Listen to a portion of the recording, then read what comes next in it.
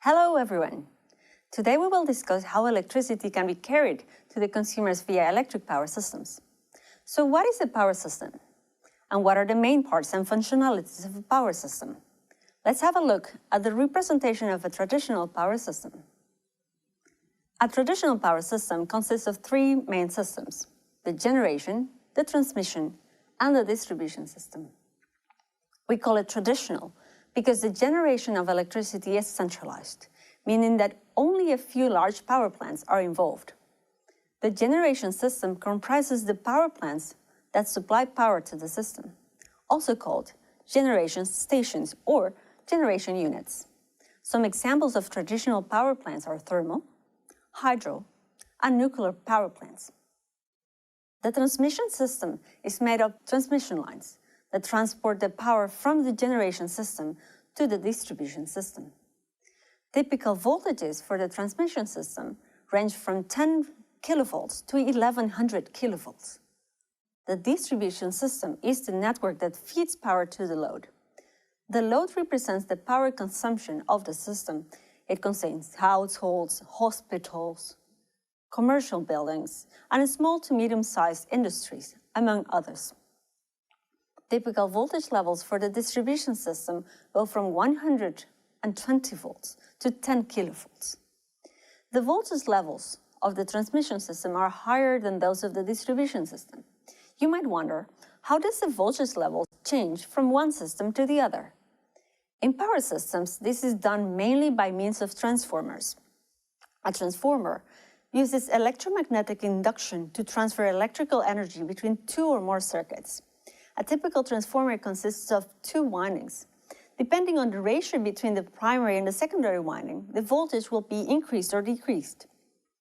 Transformers are generally placed as substations. A substation contains many elements that are important for keeping the system operating between the admissible boundaries. Some of these elements are transformers, capacitor bank, switches, circuit breakers, monitoring elements, among others. In short, an electric power system is a network used to supply, transport, and distribute electric power to the loads. Let's have a closer look at the diagram now. Notice the direction of the power denoted by the arrows. As you can see, there is a unidirectional power flow, which means that generation occurs only at the generation side of the power system and consumption only at the distribution side. This is one important characteristic of traditional power systems. There are some other characteristics that are worth mentioning. For example, most power plants are controllable in large. Voltage is increased or decreased by means of transformers. Large power plants operating on alternating current. Let's now have a look at how a future power system could look like. Please notice the differences. First, you might observe that there are generation units located at the distribution system. They are not centralized, as in the case of traditional power systems, but distributed. This is known as distributed generation. Some examples are photovoltaic panels, small wind turbines, and fuel cells. As you can see, the power flow not only goes from the generation side towards the distribution system, but now there are power flows going in the opposite direction as well.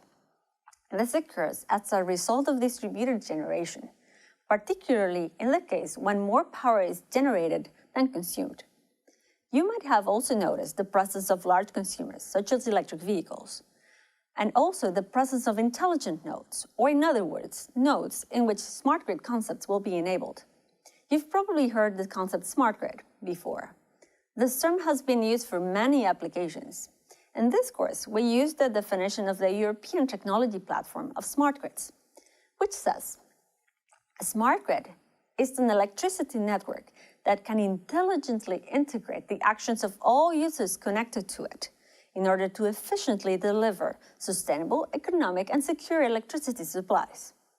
The users can be generators, consumers, and those that assume both roles.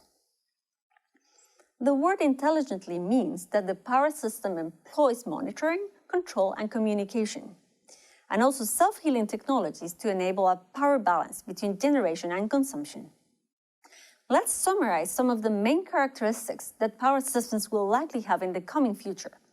First, a high percentage of power plants will be driven by uncontrollable sources, as opposed to the controlled centralized power plants mostly driven on fossil fuels. Secondly, a considerable percentage of generation units will generate direct current, as opposed to the large power plants, which generate alternating current. Additionally, a considerable amount of generation units will be based on renewable sources and will be of small scale, located at the distribution system. There will be a bidirectional power flow, for example, when more power is generated at the distribution system than consumed. Storage will play a major role due to the uncontrollable sources. Finally, smart grid concepts will be introduced to balance generation and consumption.